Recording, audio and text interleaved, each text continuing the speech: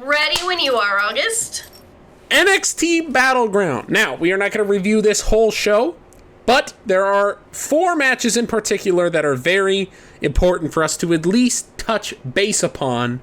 Miss Destiny, you are a little Miss NXT here, so I'm going to let you kind of lead the breakdowns here, starting with... Of course, we have to talk about the Women's North American Championship match. Now, Sol Ruca is dominating not just NXT, but also WWE Speed over on Twitter right now. She is the current WWE Speed champion and, the Women's North American champion. Now, I have had my eyes on her for a while, and it's not just because she's dating my man Tyler Bate. It is because she is one of the best, most athletic superstars that they have in NXT, or even in the women's division in general across the board. I have always loved her Soul Snatcher finisher. I think it's fantastic. And obviously, Kalani Jordan is a star in and of herself.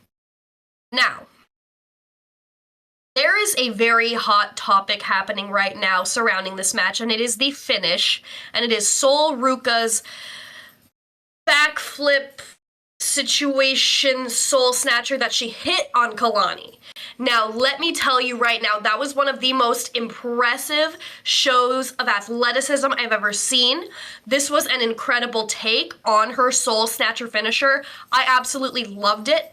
I don't care how set up it may have looked in the moment. This was absolutely brilliant. This move is always absolutely brilliant, and it always steals the show, and it is a sight to be seen in person. I was there when she won the WWE Women's Speed Championship, and it was so cool to see that moment live. I love Sol Ruca, and she has a very bright future ahead of her. And to anyone out there saying that they hate this move, or that they hated this version of the move, please just suspend your imagination for a minute and just get soaked into what is actually happening and just let yourself enjoy wrestling for 5 seconds. Not everything needs to be analyzed down to the wire. Not everything needs to be nitpicked apart. Just let yourself be a fan and enjoy the match. This was brilliant, and she is a star. Both of these women are stars. Hats off to Sol Ruca and Kalani Jordan in this match. I love the Soul Snatcher. I don't get the hate behind it because of the fact it's like a mix between the Whisper in the Wind and the RKO. It is so... she hits it like Jeff Hardy would hit his, where it was like, it's this... She hits it like Randy Orton hits his. It's out of nowhere, and it's analytical. It is precise. It is determined. She knows how to set her opponents up, and she knows how to pick her spots in which, boom, I can hit my Soul Snatcher here. Perfect. But she also maneuvers her way like Jeff Hardy does. The best part about the Whisper in the Wind was it was Jeff Hardy's fuck you to his opponent. It was his opponent is dominating the match. It was just like Shawn Michaels' flying forearm. It was like the lead into the comeback, so to speak, in terms of it's this all-out maneuver that you just throw yourself into and you have to hit it. This has to be the moment that it goes right. And I love this because she has taken a move that everybody says the big negative is like, okay, every time you have to set your opponent up for this. I mean, to be fair, I mean, I guess it's not like the 619 isn't one of the most celebrated and favorited moves in the history of wrestling, right? Because that's not a contrived move. In 20 years, we're going to be looking at the Soul Snatcher and going, damn, that one hell of a finish. One hell of a finish. This match had one hell of a finish. Sol Ruca came out of this looking like the top of the women's division. Fucking so proud of her right now. That is kick-ass. Now, of course, we have to hit a hot button topic with the NXT Championship. The dominant Oba Femi facing off with the up-and-coming star in Miles Bourne. Now, I've had my eyes on Miles for a while, and it's because, now, this man is deaf. He has a disability, and yet he is still successful in the biggest wrestling company in the world. Not only that, but the way that he's able to inspire people through this but also uses it as comedic content. How he's always talking about how, I'm deaf and even I heard that pop. Or, I can't hear, but I heard those words and I'm coming for you. And how he plays it up is so beautifully done and so tastefully done. And I love how he is able to poke fun at himself while also showing how inspirational he actually is. There were some words that were thrown around by Obafemi prior to this show about how and it was him, Stephanie Vaquer, and one other person being interviewed, and how Oba said, yeah, I'm gonna beat up Stephanie's boyfriend. Just full on calling her out on live television in front of everybody. You could tell she was pissed, but that's how you get the vibe going. That's how you get the ball rolling. That's how you get eyes on the product and eyes on your match, and I absolutely loved it. I love that they're strapping the Rocket on Miles Bourne and putting him in a championship match, but I'm also loving the dominant reign that Obafemi is having. He is an absolute star, and I'm excited to see what the future holds for him. I'm scared to see what the future holds for him. Oba is insanely talented, and he's... The problem is I can't list you one superstar who has had this archetype in NXT who has gone on to be successful on the main roster. There are the more bruiser style, because it's essentially split down the middle when you're like this big brooding force. You're either the more bruiser end, like the Braun Breakers, like the Sheamuses kind of thing, or you're more of the the immovable object side of things, like a Big Show would be, or like a Lars Sullivan would be. And so it really, I have yet to see them. Obafemi is kind of in that latter category more. He kind of blurs the line a bit in some places, but I do feel more like he is that immovable object. And it does really scare me because I genuinely, I can't think of one of these archetypes of this specific character who came out of NXT and was successful on the main roster afterwards. So as long as he's in NXT, he's going to be a superstar and he's going to look great. The second he gets called up, I am terrified for him because they better have something lined up. Who was the Cameron Grimes? Cameron Grimes had the world at his fingertips when he got called up to the main roster. I was so excited. And we saw him, I think, twice, and he got released a year later. Cameron was one of my favorite NXT stars in years. And I'm scared. I gotta tell you, go ahead. Sorry. I was just going to say, I'm scared the same thing that happened to him is going to be the same thing that happens to Obafemi. Now, I gotta admit, I was not a big Cameron Grimes fan, and I feel like they called him up not because he was ready, but because they had nothing left for him in NXT. And I think that's what led to his release, was they had nothing in NXT, so they weren't going to have anything on the main roster. Everything he did with the $1 Million Championship, everything with the $1 Million Man, everything with LA Knight was absolutely pure gold. But that was the only thing that ever got me to actually want to pay attention to him, unfortunately. I really do see a lot of star power and potential in Obafemi. I just hope that Shawn Michaels can continue to cultivate it and help him continue to grow. And I hope that they are able to help him shine on the main roster. Here's to hoping. But we also know that NXT doesn't always guarantee success, unfortunately. I wouldn't mind seeing him in TNA. A little bit. Just saying. I mean, listen, he had face-offs with Moose. And I feel like I know it just happened, but they could run it back and I'd be a happy camper. That was brilliant. It was brilliantly done. I'd love to see him and Nick Nemeth. I was going to say Nick Nemeth. Oh my God. Him and Joe Hendry. Oh my God. Yeah. Like, can you imagine him and Nick Nemeth, though? That's probably my number one for what I would want to see. That would be a modern Diesel Michaels matchup. That's what it would be. It would be fantastic. I would love to see it. I would love to see it. I'd love it too. Man, I'm just loving all of the potential with this partnership with TNA. And, bro, freaking Mike Santana just showed up over the weekend, and he just walked out for his NXT debut tonight as we're filming this. He came out and had a whole ass match.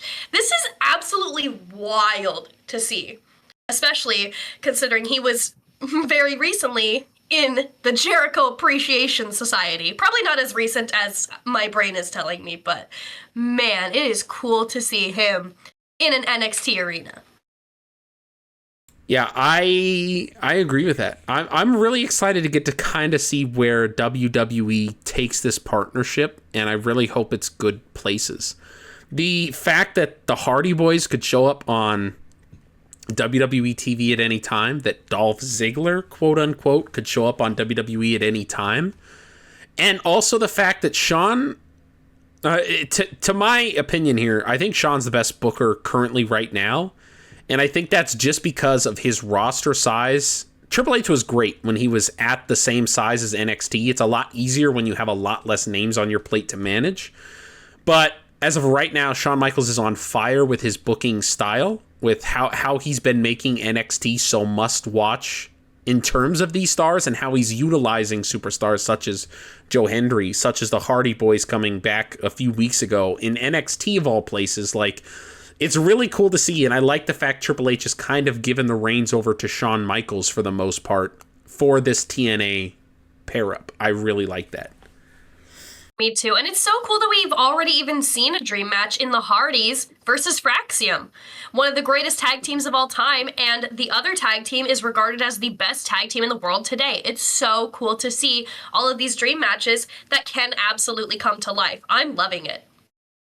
You know what I'm loving, though? That was my Booker T impression, everybody. It's not great. I'll be honest with you. Not great. Oh, we couldn't tell. Let's talk about this NXT Women's Championship match because, I mean, I already talked about Stephanie very briefly, but oh my gosh, is this woman a star. She has captivated audiences and commentary alike, but you also have the juggernaut that is Jordynne Grace. Are you kidding me? Seeing these two hash it out, the difference in styles, but also seeing how they complemented each other so well in the ring was absolutely fabulous to see. Now, obviously, Stephanie did walk away with the W, but I would not be shocked if we saw Jordynne winning the NXT Women's Championship soon, or even completely just jumping over that and just headed straight for the main roster and straight for those titles. That woman's a star, and they could do it easily, and it would be believable, and it would be entertaining, and she would absolutely beyond deserve it. She's a star. Yeah, the only issue coming out of this, is Jordynne Grace needs to... I don't know. This match was great. It was amazing. They need to put Jordynne either... have her win a title if you want to go that route. If not, kind of tying in with other points we've made on other videos this week, keep her away from the championship for the time being. She's such a superstar. She can have a feud that does not involve a championship and the fans will be invested. And that is what I want to see right now, because she should, whatever program she does next, I need to see her hand raised in victory. This was great. Stephanie looked amazing, but Jordynne's time is also now. I need to see her get some wins, and whoever that is against, just give me something good. I would love to see her against Fallon Henley, JC Jane, Jada Parker. Zarya is a major one that I want to see her face off with. The women's division is so stacked. I want to say, obviously, Julia and Roxanne, but they have since been called up. There are just so many women that Jordynne can get in there with and tear the house down night after night after night. I'm so excited to see where her career is going to go. She's one that I'm not worried about being successful on the main roster because there is no one else like her. And I definitely see nothing but success for her. She's going to be dominant no matter what she does or where she goes. Now, the match Destiny has all been waiting for. Now, this is something I wanted to talk about last week, but I completely spaced it. This was a history-making night. This was historic because this was the first time in the history of the world that the TNA World Championship, not just that, but a TNA Championship was defended on WWE programming. Joe Hendry defending against the former NXT champion, Trick Williams. Now, last week they had that concert and rap battle situation. It was fun. It was funny. It was crazy because Trick Williams was standing tall at the end of that, and he was standing tall at the end of NXT Battleground. A WWE NXT talent is the new TNA World Champion. Trick Williams defeating Joe Hendry. What are we even talking about, August? This is insane. Yeah, it's about time they got the title off that talentless hack. I'm just kidding. I love getting You're talking about yourself that way. I love getting Destiny all worked up. This match has gotten a bit of grief online, saying it wasn't as technically sound as the other matches were. There wasn't as much happening. The story of this match... Trick Williams and Joe Hendry. Y'all are insane. The story of this match, they weren't kicking out of each other's finishers 15 times. They used storytelling. The number of attempted finishers they went for and the other person was able to finagle their way out of it was prime storytelling for this kind of matchup. You have a top star of NXT versus a top star of TNA. Both of these men are not just representing themselves, but they're representing their brands. So they better do their fucking homework going into this match. It makes sense that every time their opponent goes for their finisher, the other one is able to counter. The Booker T section of this match was phenomenal, where they both kind of start doing Booker T spots. I loved it, even though he kind of fucked up a little bit the spinneroonie. It was fine. It was fine. It wasn't a full. It wasn't a full Booker T spinneroonie, okay? But nobody can do a full Booker T spinneroonie, except Booker T. Yeah, I really like this match. I love the storytelling in this match of the back and forth, who can hit their finish first, kind of course, and the near fall there for the running bookend. When the whole spot leading up to that with the championship title and everything that happened there was done so well, had me hook, line, and sinker. And I'm not a big Joe Hendry fan. I like him, but I'm not over the moon about him like a lot of people are. So this match was probably the best Joe Hendry match I've seen. And I haven't seen a ton, but it was the best Joe Hendry match I've seen. And you're also not even a big NXT guy also. So the fact that you're having such high praise for this match and for Joe Hendry is pretty dang awesome, I have to say. Now, for the people that are giving these guys flack about not having the most technical match, okay, which one of these men is known for their technical prowess in the ring? Neither. These two men, at their core, are entertainers, and that does not mean they're bad in the ring. They are both phenomenal wrestlers. But that's not where their strength lies. Their strength lies in their connection with the fans and their ability to entertain. That's why they had a concert and a rap battle promo deal last week. They don't need to have a Johnny Gargano type match with Tommaso Ciampa. They can have a match that tells a story. That's what these two strive in. This is where they are their strongest. They put on a hell of a match and they told a hell of a story. Yeah, I really want to reiterate what Destiny is saying there and support that point of not every match should look the same. Not every match needs to be near fall after near fall or this 5-star classic. Sometimes you want a brawl versus a mat wrestling classic versus a spot fest. I'm not a fan of spot fest, but there are times to do spot fest matches. WrestleMania 17, the ladder match, that needed to be a spot fest. That is a time where it made sense. When you have situations such as this match told the story and it separated itself from the rest of this card.